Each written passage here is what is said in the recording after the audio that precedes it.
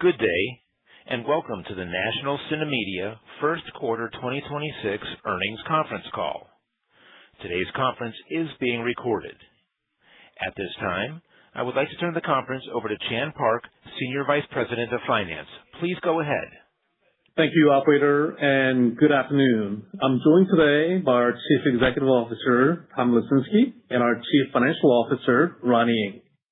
I would like to remind our listeners that this conference call contains forward-looking statements within the meaning of Section 27A of the Securities Act of 1933, as amended, and Section 21E of the Securities Exchange Act of 1934, as amended. All statements other than statements of historical facts communicated during this conference call may constitute forward-looking statements. These forward-looking statements involve risks and uncertainties. Important factors that can cause actual results to differ materially from the company's expectations are disclosed in the risk factors contained in the company's filings with the SEC. All forward-looking statements are expressly qualified in their entirety by such factors. Further, our discussion today includes some non-GAAP measures. In accordance with Regulation G, we have reconciled these amounts back to the closest GAAP basis measurement. These reconciliations can be found at the end of today's earnings release or on the investor relations page of our website at ncm.com. Now, I'll turn the call over to Tom. Thank you, Chan, and good afternoon, everyone. We appreciate you joining us for our first quarter 2026 earnings call. We entered the year with strong momentum from the holiday period, both in attendance and advertiser demand, and our first quarter played out largely as we anticipated. Our results reflected typical seasonality, heightened competition tied to the Winter Olympics, and the impact of the one-week shift in the fiscal calendar that we highlighted last quarter. Adjusting for that timing difference, revenue would have increased modestly year-over-year, driven by moviegoer enthusiasm for box office hits at both ends of the quarter. On a reported basis, NCM delivered total revenue of $34 million and adjusted OIBDA of negative $10.5 million, both within the guidance ranges we provided last quarter. In terms of the first quarter, the domestic box office grew approximately 25% year-over-year, with attendance across our network reaching 83 million, up 15% versus the prior year. The gap to the broader box office primarily reflects the one-week calendar shift in our fiscal period and the impact of the Winter Olympics, neither of which impacted the first quarter of last year. Adjusting for that shift, and including Spotlight in the prior year, attendance would have been up approximately 18% on a comparable basis. Within the quarter, performance was anchored by carryover strength from fourth quarter tentpoles, including the new Avatar and SpongeBob movies, before picking up in the final two weekends, powered by Project Hail Mary and early contributions from the Super Mario Galaxy movie. The late quarter acceleration reinforces our view that 2026 is shaping up to be a more consistent and durable year for theatrical exhibition and positions us well as we enter into the second quarter. That momentum carried into our advertising results. Demand remained healthy, with 6 advertisers spending at or above the $1 million mark on cinema campaigns in the quarter. Total advertising revenue was $31.9 million, approximately in line with the prior year, driven by strength in insurance, media, automotive, and the pharmaceutical categories. This level of advertiser engagement is a testament to the value of NCM's industry-leading inventory and our demonstrated ability to deliver measurable, impactful outcomes for brands. We remain focused on strategically expanding the breadth and quality of our inventory, unlocking new opportunities to deepen our engagement with advertisers. In April, we announced a partnership to deploy large digital displays in high-impact lobby placements across 77% of AMC theaters nationwide, focusing on its highest traffic locations. Theater lobbies are a valuable, high dwell time environment and represent a natural opportunity for brands to extend their engagement with receptive audiences further across the movie-going journey. The new lobby format complements our existing networks and expands our access to digital out-of-home advertiser budgets alongside our core premium video business. This digital lobby expansion presents a meaningful opportunity to deepen exhibitor and advertiser relationships and further strengthen our value proposition across the full moviegoing journey. We are continuing to develop our programmatic capabilities as well, and we continue to see the growing advertiser adoption and deeper engagement across our client base. In the first quarter, we saw approximately 2 times more programmatic orders than in the prior year period, reflecting the effectiveness of the just-in-time nature of this buying channel. However, due to a small number of larger advertisers not returning as they focused their budgets on the Winter Olympics, programmatic revenue was softer versus the prior year first quarter. This variability is characteristic of a channel that's still maturing, where deal concentration and timing can have an outsized impact on any given period.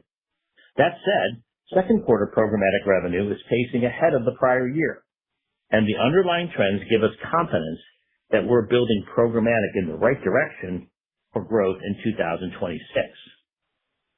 Local advertising revenue was $4.4 million in the first quarter.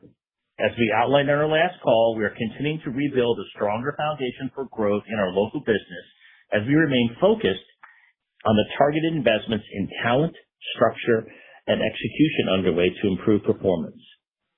While results will take time to affect these efforts, we are encouraged by the progress we are making as second quarter booked revenue is already ahead of last year's second quarter, and we remain confident in the long-term opportunity for local. Turning to NCMX, our proprietary data platform.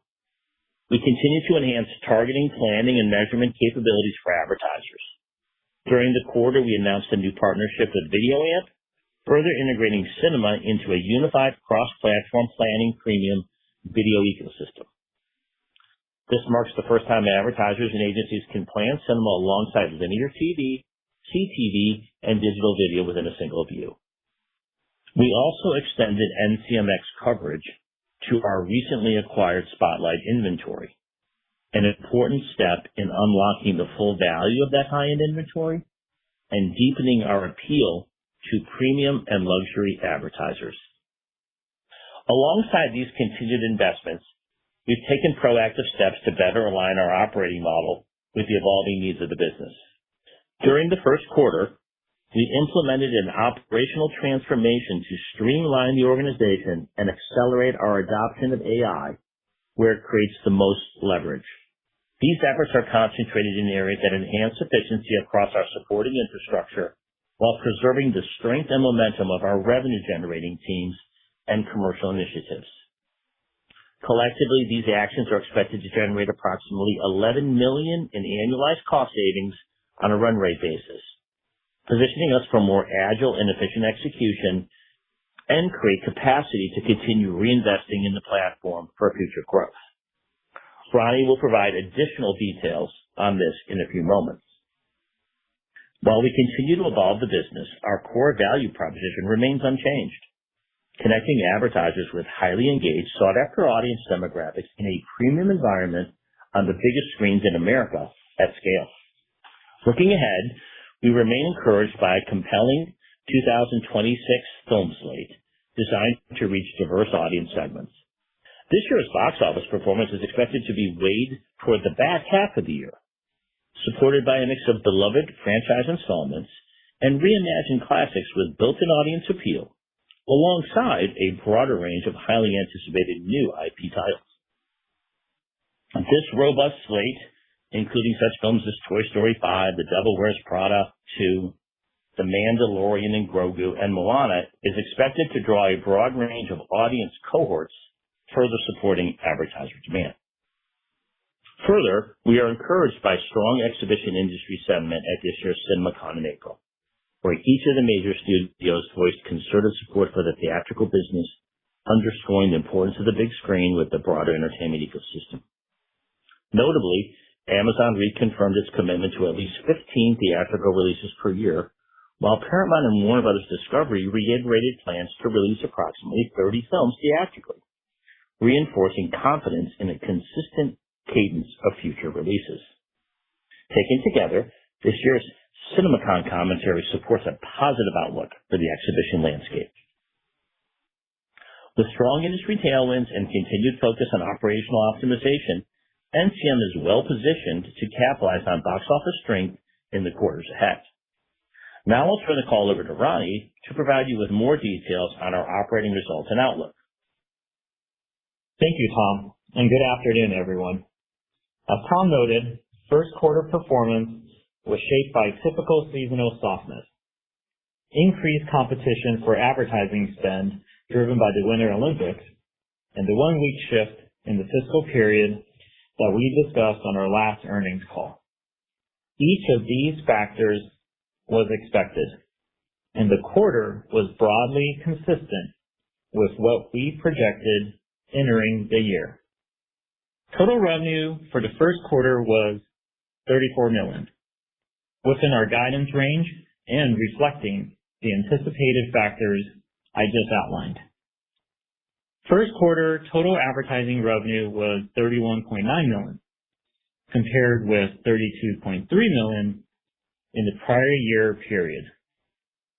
On a comparable basis, when adjusted for the calendar shift and pro forma for the inclusion of Spotlight in the first quarter of 2025, total advertising revenue was approximately flat year over year, with national being more affected by the Winter Olympics and local exhibiting strong growth.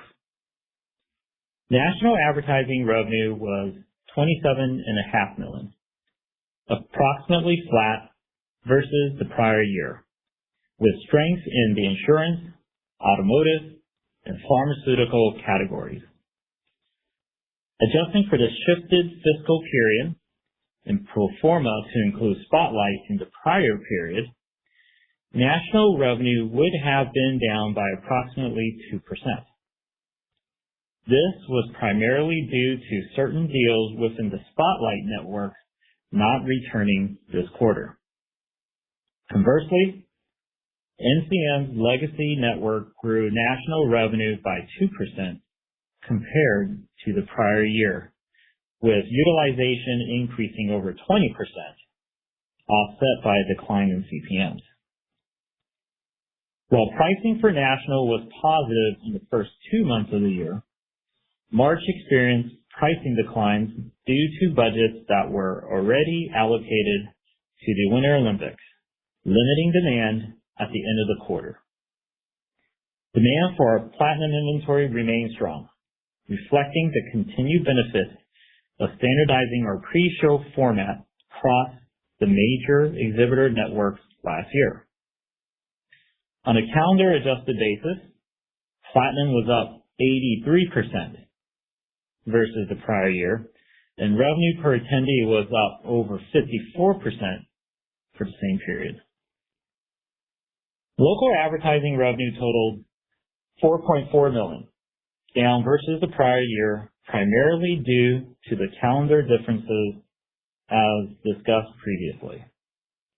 However, adjusting for the shifted fiscal period and pro forma for the inclusion of Spotlight, local advertising revenue would have been up 12% in the comparable period, and revenue per attendee would have only declined approximately 4%.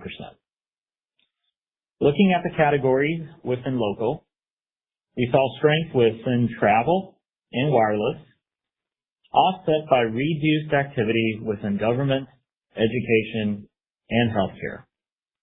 As Tom noted, we are focused on rebuilding this business through a more structured and targeted approach. While this will take time, we believe we are taking the right actions to position local for more sustainable growth over the long term, and we are further encouraged by second quarter bookings, which are already ahead of last year's second quarter local revenue. Operating expenses for the first quarter were $60.9 million versus $58.8 million in the prior year period. The year-over-year increase was primarily driven by an increase in attendance-related exhibitor fees and approximately $3.6 million of one-time costs related to our operational transformation. On an adjusted basis, operating expenses were $44.5 million, primarily driven by a 13% year-over-year increase in exhibitor fees related to the increase in attendance, and offset by a 10% year-over-year reduction in SG&A. To provide a bit more detail on the operational transformation, these efforts are focused on aligning our cost structure with the current needs of the business and creating capacity to continue investing in our highest return priorities. We are targeting the initiative to generate approximately $11 million in annualized cost savings, including synergies from our acquisition of Spotlight. This is measured against our 2025 adjusted SG&A of $89.5 million, pro forma for a full year of combined operations with Spotlight. Given the timing of the program's launch, the complete run rate benefit will be fully reflected in our results beginning in 2027.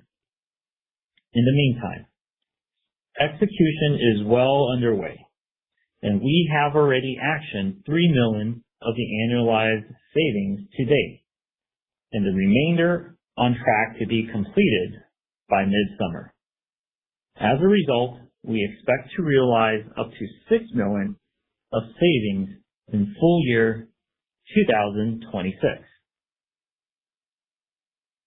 Operating loss for the first quarter was $26.9 million, reflecting the top line and operating expense drivers I just outlined. Adjusted OIBDA was negative $10.5 million, at the better end of our guidance range. Year-over-year performance reflects higher exhibitor fees driven by attendance growth, partially offset by disciplined cost management and early benefits from our operational transformation. Turning to cash flow. First quarter unlevered free cash flow was $18.1 million, compared with $5.5 million in the prior year period, supported by a normalization in working capital from the fourth quarter. At the end of the first quarter, NCM had $51.6 million in cash equivalents, restricted cash, and marketable securities. Our total debt position at quarter end remained at $12 million. Turning to shareholder returns, beginning with our dividend program. We announced a quarterly dividend of 3 cents per share today, amounting to $2.8 million. This quarter's dividend will be paid on June 4, 2026, to stockholders of record as of May 22nd, 2026. Turning to share repurchases. NCM repurchased approximately 210,000 shares in the first quarter for a total of approximately $820,000 at an average price of $3.93 per share. Share repurchases have historically been an important tool for returning capital to shareholders, and we are proud of the progress we have made.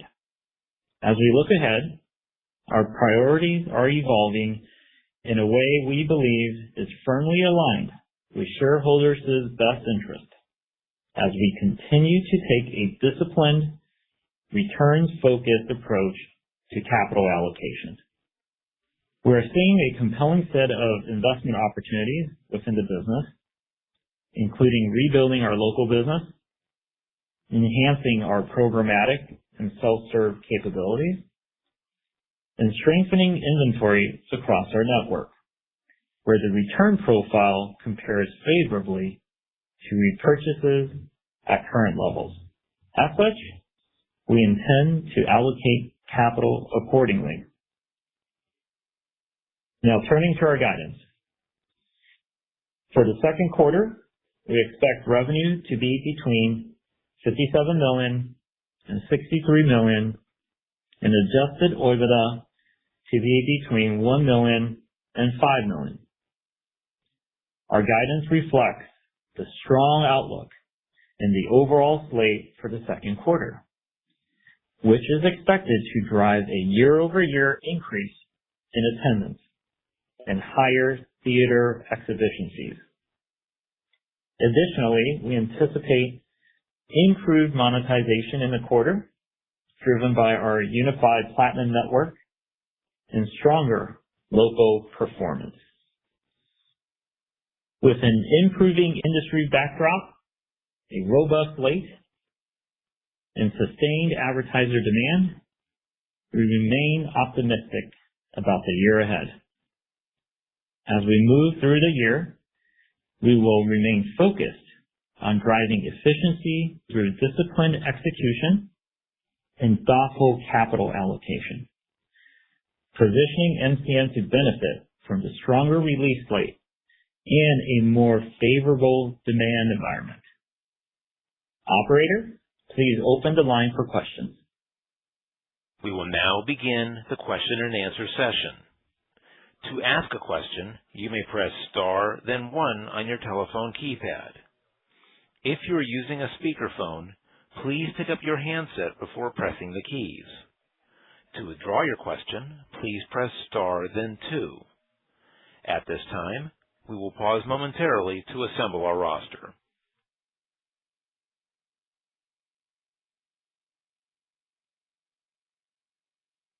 The first question is from Patrick Scholl with Barrington Research. Please go ahead. Hi, thanks for taking the question. Just a quick question first on your revenue outlook for Q2, and I guess sort of maybe any commentary on like the end of the second half of the year. Just any sort of impact you're seeing just on the macro environment, and how that's impacting advertisers on like specific categories, especially, comparing against the tariffs this past year and the Middle East conflict this year, how that's sort of shaping up the macro environment. Thank you. Let me start in more general response, and then Ronnie can be more specific. In terms of macro things like tariffs and/or what's happening with oil prices, I don't think we're seeing a significant impact from that so far. Although, we're, I would say, cautiously optimistic that it won't have an impact for the rest of the year. There are certainly some parts of our business that would be more affected by, a sustained petroleum cost increase. So from a macro point of view, we haven't really seen it just yet, and we don't expect we're going to see anything material in the second half. But this conflict's only been going on for a short period of time. But I'll turn it to Ronnie on any more specific comments you might have about Q2. Yeah, Patrick, thanks for the question. So I think if you look at the two different markets that we're in, both in national and local, I'll start with local first. The local business in the first quarter was quite strong. Like we said in the call, first quarter was up 12% year on year. The second quarter, we're continuously pacing that's continuing that momentum. And our expectation is the second quarter will do much better than last year. So in terms of the local market, we're seeing strong demand, great execution. In terms of the national market, again, the NCM network for the first quarter for national was up actually 2% when you adjust for the right calendar periods. And I think right now what we're seeing in terms of pacing in national, it is pacing well. It's pacing ahead of last year. And even though, right now we're not seeing much impact, obviously we're keeping a close eye on what's going on with the rest of the world. Okay.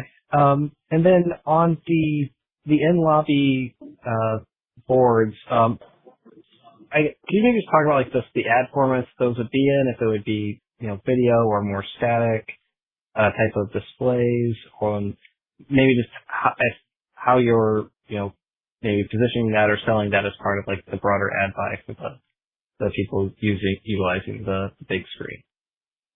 Yeah. So Patrick, you're talking about the AMC initiative, which we're really excited about. It's going to be rolling out pretty soon. It's going to be in nearly 80% of AMC's theaters. In terms of the format, it is going to be primarily video. That's the business that we're in today on the big screen. We suspect it will be largely video, and it will follow typically what people are currently doing either in digital out-of-home formats today or in traditional video premium formats. So there may be some new creative done specifically for these big screens. But as we roll it out, we expect this to be completed by the end of the year. We expect there'll be a lot of experimenting with different kinds of creative, including using interactive things like QR codes to link ads back to sponsor websites. Okay. Thank you. No, you're welcome.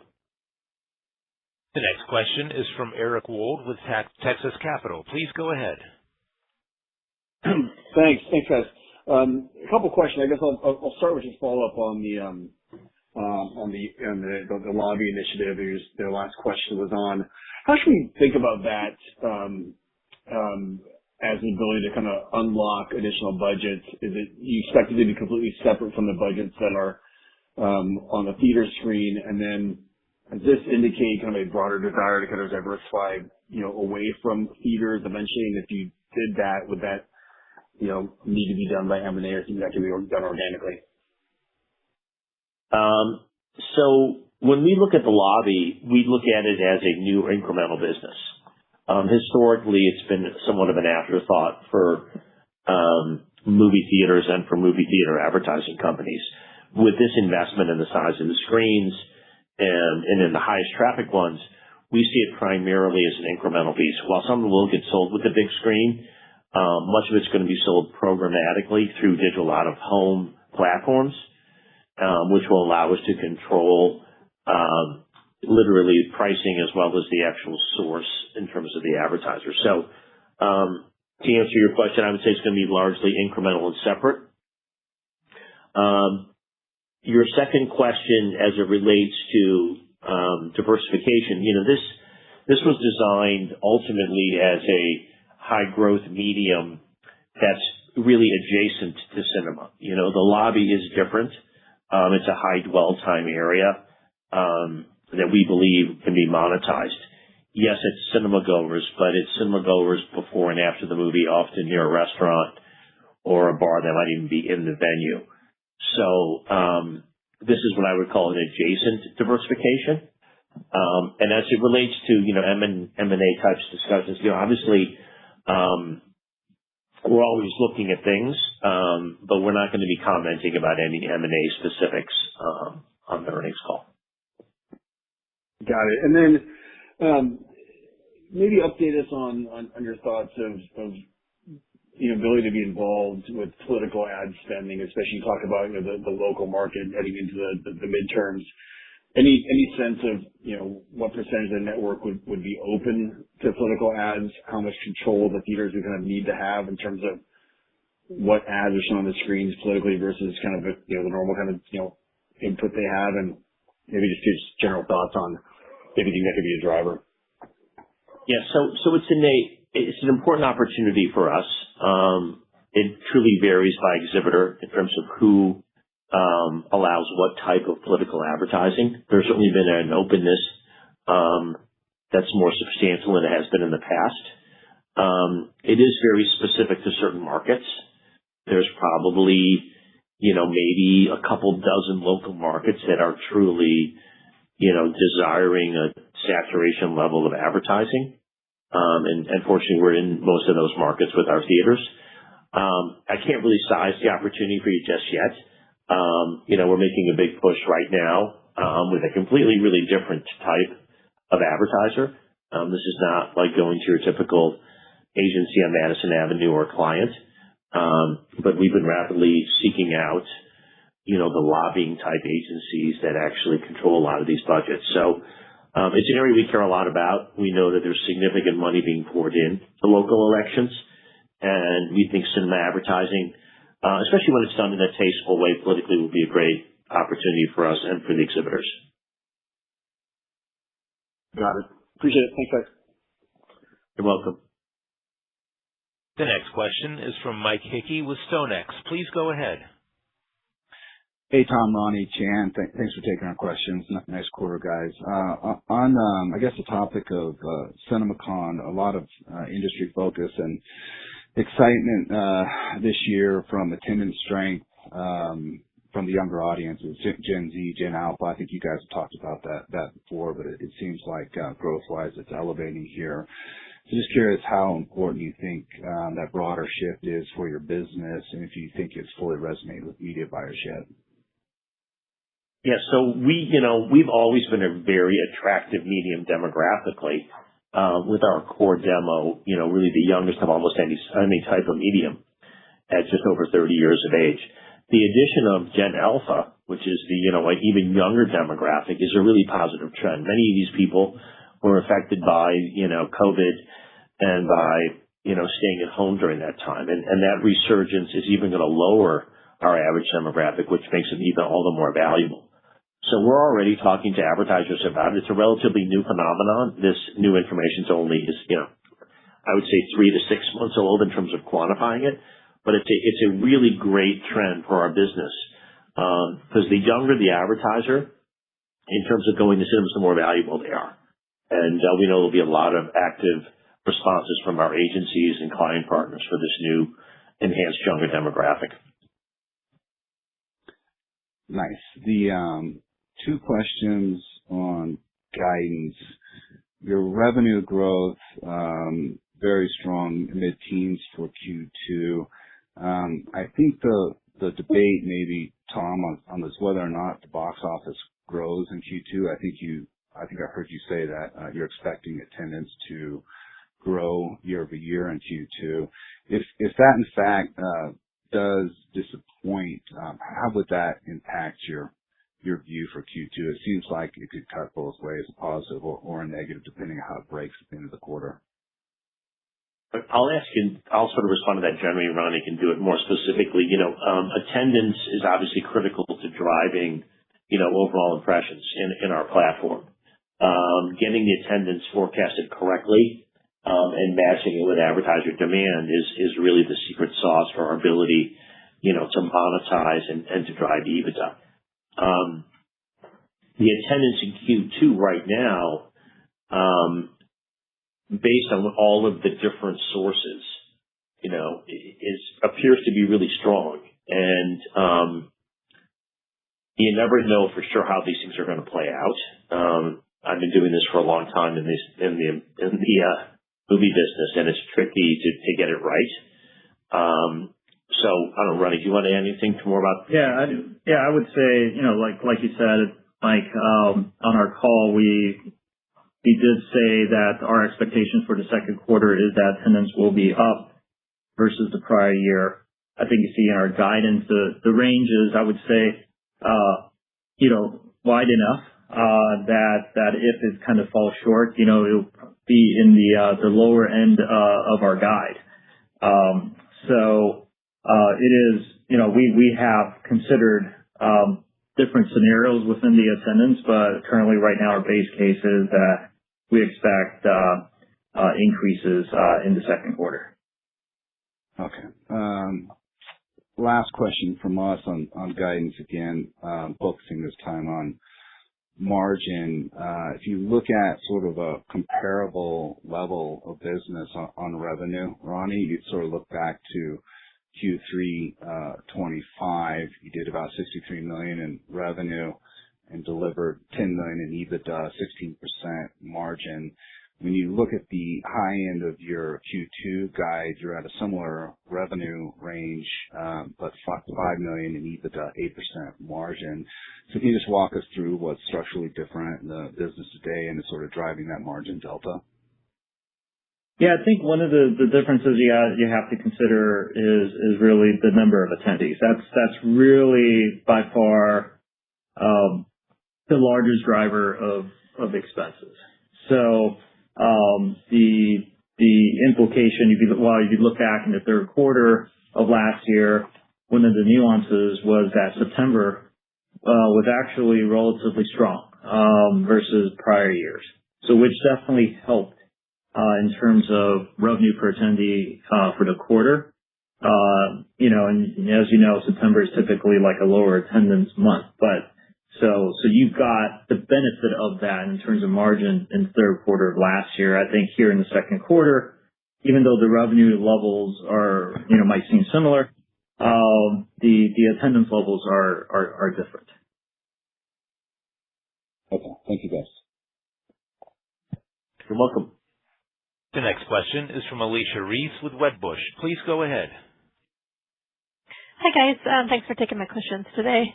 I was wondering if you could talk a little bit about the expected impact of World Cup advertisers, focusing on that, and compare that to what you saw with the Olympics, and what's embedded in guidance.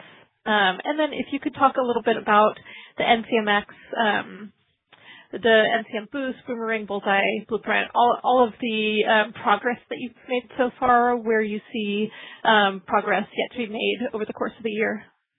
And then I have one follow-up if there's time.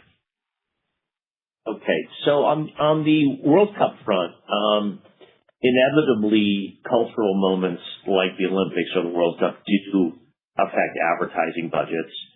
And I don't think anyone's kind of immune to money that would ordinarily be spread across a lot of media platforms, spreading more into things that are World Cup related. We actually have a World Cup content in our pre-show, so we're doing what we can to help monetize that. But I would say that, the World Cup will have some impact on it. It's accounted for in what we believe is the existing forecast.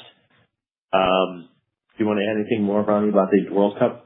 No, I think in terms of the World Cup, any potential impact, it is also baked in within our guidance range for the second quarter. So I think right now, we, in terms of what we're seeing in the overall marketplace, the World Cup has definitely been talked about, but again, we're still continuing to pace strongly, and it's and the impact again is more on national versus local. So in terms of the national business, we're pacing ahead of where we are at this point last year.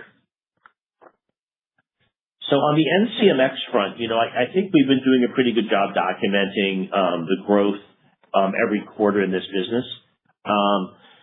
So literally the last thing we just announced in this today's earnings call was, the new partnership with VideoAmp, which is going to further integrate cinema into another unified cross-platform ecosystem.